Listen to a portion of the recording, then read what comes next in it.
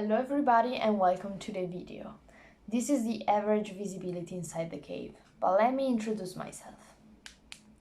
Hello, my name is Laura and today I will talk about an application of isotopes on cave ice. Caves are very fascinating and can be also scary at the same time. For those of you who have never been into one, I highly recommend to give it a try, and who knows, maybe you'll find yourself enjoying it.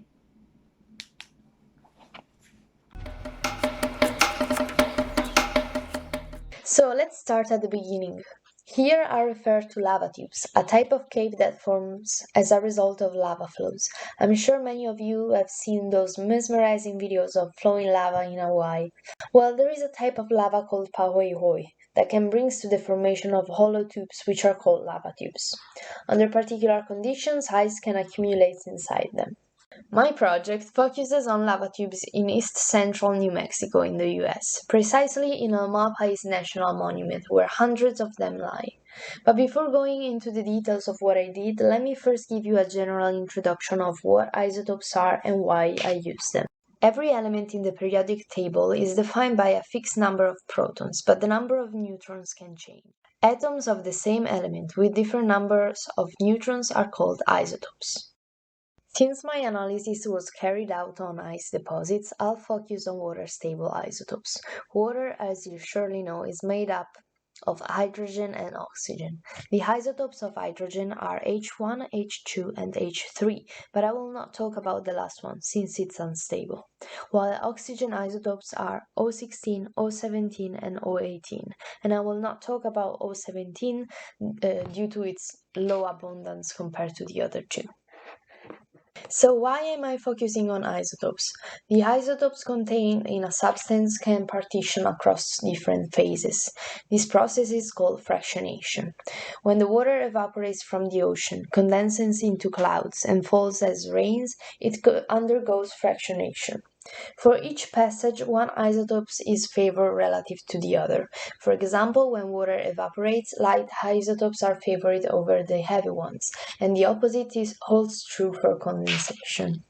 The fractionation of a substance is measured against the value of a standard, Vismo. So when the ratio of the two isotopes is higher compared to the standard one, you obtain a positive value, and vice versa for lower ratio. There are different factors that can affect fractionation, and two of them are temperature and relative humidity. I'm talking about all of this because in my project I analyzed the isotopes of the ice to understand where precipitation came from. I first need to do a brief excursion about the atmospheric circulation that affects the area.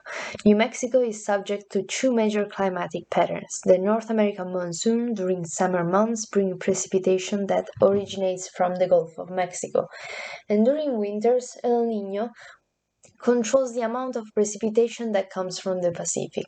During its positive phase, the Southwest registers a higher amount of precipitation.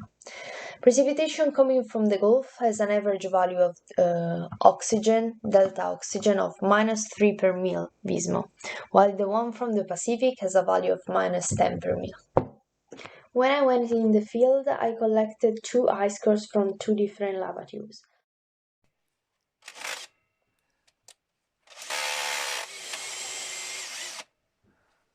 Coming out now.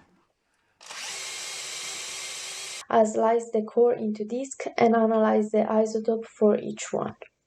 The values I got for them are shown in the graph. So basically, the oxygen values are in the range of -8 to -11 per mil, which means that the precipitation that formed the ice came mainly from the Pacific during winter months. It's highly possible that the precipitation was snow that toward the spring melted and percolated inside the lava tube. Looking at the graph, we can see one value is slightly higher compared to the other, -8. This may indicate an influence to a certain degree from summer rainfall that infiltrating into the lava tube melted just the upper layer of the ice, bringing the isotopic value to a higher one. Looking at the graph, we can see that the two ice cores are plotted against their depth, but they don't have the same value at the same depth, and this is mainly because the two ice cores are taken from two different lava tubes and they don't represent the same time range. So the next step is to find a way to date the ice layer, to have a chronology of the ice, and being able to reconstruct the paleoclimatic variation of the area. Thank you very much for the attention.